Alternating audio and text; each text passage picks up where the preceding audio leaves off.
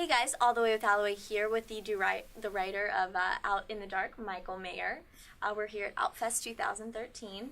How are you doing? Pretty good. Are you enjoying the festival? So far, yes, absolutely. So this is your directorial debut. So Yes. I'm curious what made you decide to explore this Palestinian-Israeli love story. Why this story for your first feature? Well, first of all, I'm from there. I was born and raised in Israel. But about 10 years ago, I was having dinner with a friend who's visiting from Israel here in LA, and he was telling me that he had been volunteering, helping gay Palestinians in Israel. And I was kind of blown away. He was telling me that there's approximately 300, 350 gay Palestinians hiding in Israel at any given time, and that people actually from both sides of the fence are collaborating and helping those guys, which I thought was just kind of like this aspect of the Palestinian-Israeli conflict that you don't hear much about. So at first, to tell you the truth, I just was interested. It wasn't about making a film. It was more about just learning about this myself. So I contacted a few people. My next time in Israel was actually I went down there and met a few people at the Gay and Lesbian Center in Tel Aviv and the Open House in Jerusalem. And that's when I kind of realized, you know what, this would make an interesting movie. Yeah. And I got together with my co-writer, who lives in Israel, Yael Shafrir, and we started putting together a story. So where did the seed of the story start? Did you know you wanted to focus on two men that were in love, or was it, because you've got such a huge conflict, and then you really narrow it down, which I appreciate too, a very simple love story, taboo love story. So where did the seed of the story all begin for you guys? You know, it was interesting because when we first started doing research and met people, the idea behind this, or what we thought the story we wanted to tell was this larger scope, bigger, more important film, bigger issue film. And the more people we met and the more stories we heard, we realized that the drama and the stuff that moved us and we felt the more interesting stories were really the intimate ones.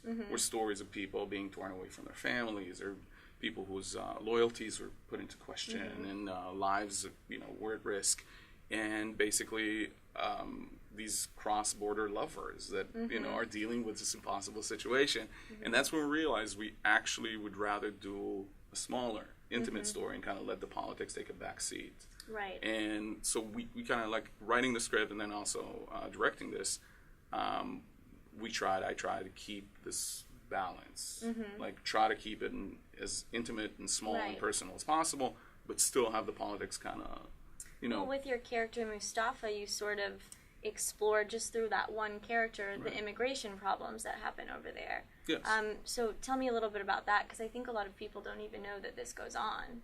Right. So, and first of all, there's been a few documentaries done on the subject matter, and a couple of, we're not the first film to explore this. So it'd be awesome if people kind of Google and look at other things, because I think you get a better, more complex kind of idea of the situation when you see other voices and other pieces of work that were done on the subject. But the situation is that most Palestinians, families, or most Palestinian communities are not really open to homosexuality.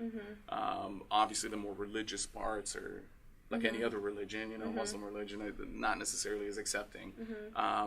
And it really gets complicated, or it used to get more complicated than now, because the political situation was a little harsher when these Palestinians would cross over to Israel and kind of find refuge for a while, or just hang out for a while and then try to come back, because questions of collaboration, questions of loyalty were raised.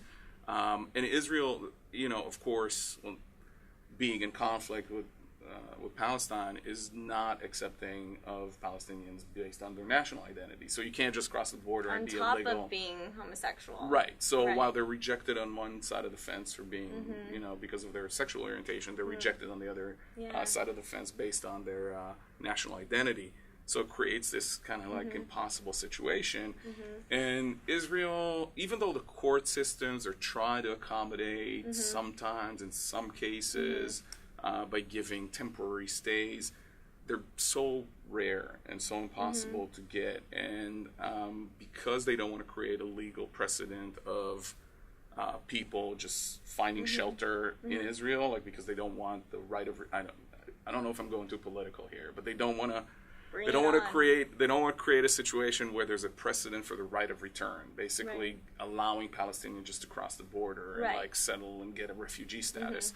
So there's really no clear solution to the problem. Israel kind of washes its hands of that. So it's a complex situation. It is. Yeah. Well, and I think, there is an element of hope in your film, and I think that, your protagonists, they're afraid of coming out for fear of rejection in their, among their friends, among their family. And although the U.S. is more accepting of, the homosexual culture, I still think that there are people here that feel that way and that will relate to that. So to you, do you feel like this film has that element of hope, that you're speaking to people? Yeah, actually,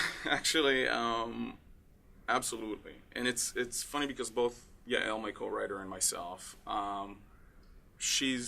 we differ politically. I lean to the left, she leans to the right. Yes. So we come from both sides of the spectrum. And we were sitting down, we got into political arguments writing this, and we realized that we're both pretty pessimistic when it comes to at least a near future possibility of a solution or some sort of resolution to this conflict. But as we were talking more about, maybe the next generation or maybe, 20 years from now, we found ourselves being pretty hopeful. And we felt we should work that into the film. Like, as even though we're presenting this, like, pretty depressing reality. Romeo and Juliet tragedy and exactly.